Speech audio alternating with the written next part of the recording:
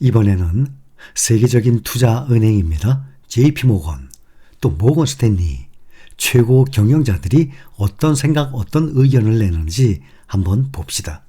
한 가문에서 나왔어요.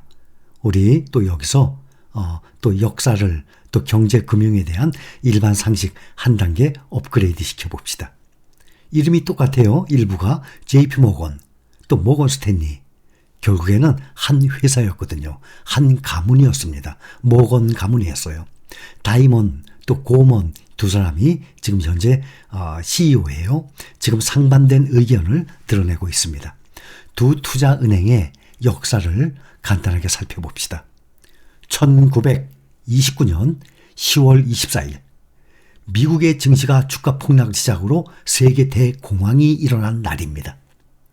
공황이 가장 극심했던 1929년부터 1933년까지 4년 사이에 2만 5천 개의 은행 가운데서 9천 개가 쓰러졌습니다.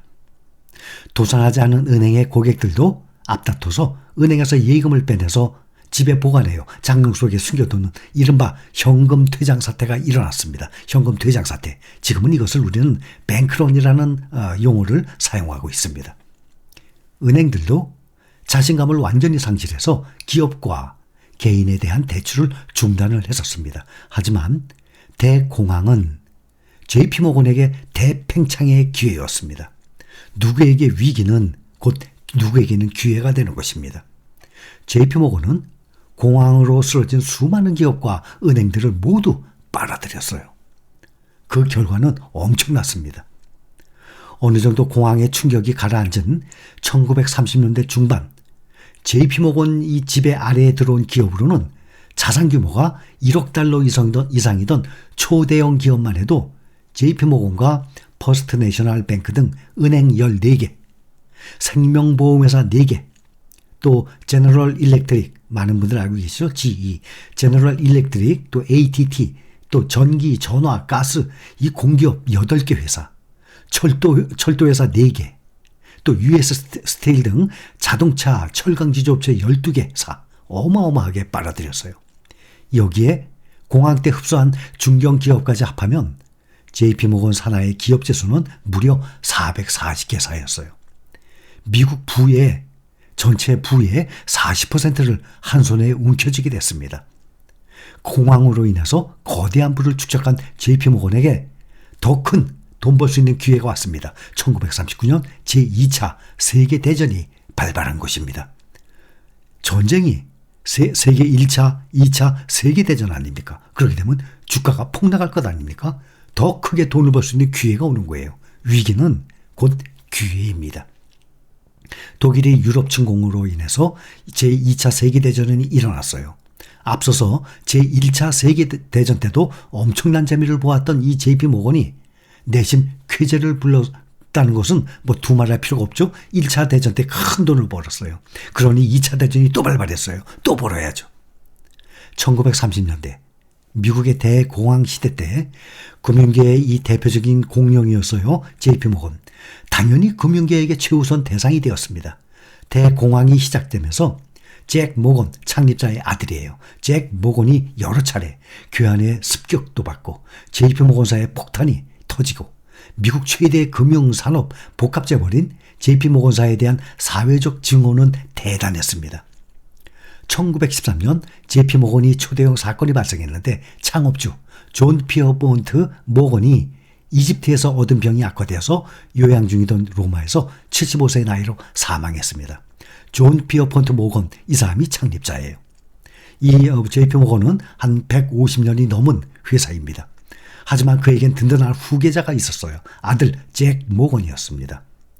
당시 세계의 금융센터였던 런던에서 금융 수업을 받고 있던 잭 모건은 귀국을 해서 JP모건의 새 주인이 되었습니다. 이 잭 모건은 1943년 병으로 죽을 때까지 31년 동안 부친 이상으로 모건 왕국을 확장시켜 나갔어요. 잭 모건은 또 담보를 중시했던 아버지와는 달리 아버지는 담보를 중시했어요. 창립자. 그런데 아들 잭 모건은 대출을 내줄 때 상대방의 신용과 성격을 가장 중시했습니다.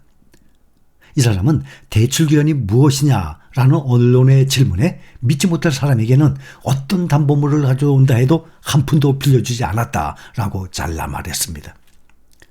잭 모건이 선친의 사업을 물려받은 다음에 1914년 JP 모건에게 대도약의 계기가 왔는데 7월 28일 제1차 세계대전이 일어난 것입니다. 자본에서는 위기는 꼭 기회가 되는 것입니다. 잭 모건도 아버지 못지않은 동물적 후각의 소유자였어요. 그는 아버지가 남북전쟁 과정에서 떼돈을 벌었듯이 아들 잭 모건도 1차 세계대전을 돈 벌 수 있는 기회로 최대한 활용을 한 것입니다. 그래서 역사를 보면 지금같이 주가가 하락장에서는 돈을 벌 수 있는 기회예요. 이것을 가지고 3개월, 5개월, 1년을 못 기다리고 너무 길다 생각한다면 주식 투자로 돈 벌 자격이 없다는 말씀을 제가 계속 말씀을 드리는 거예요. 우리가 앞으로 1년만 살고 죽어요? 2, 3년만 투자하고 난 다음에 투자 안 할 겁니까? 그런 사람들이 아니지 않습니까? 우리는 수십 년 동안 보유를 할 거예요. 앞으로 몇 년 더 살아요? 평균적으로 20년, 30년, 40년은 더 살 겁니다. 그렇게 되면 투자 기간이 20년, 30년, 40년 아니에요. 그중에 이런 약세장 1년, 2년을 못 기다리겠다 그러면 어떻게 주식 투자를 하겠습니까?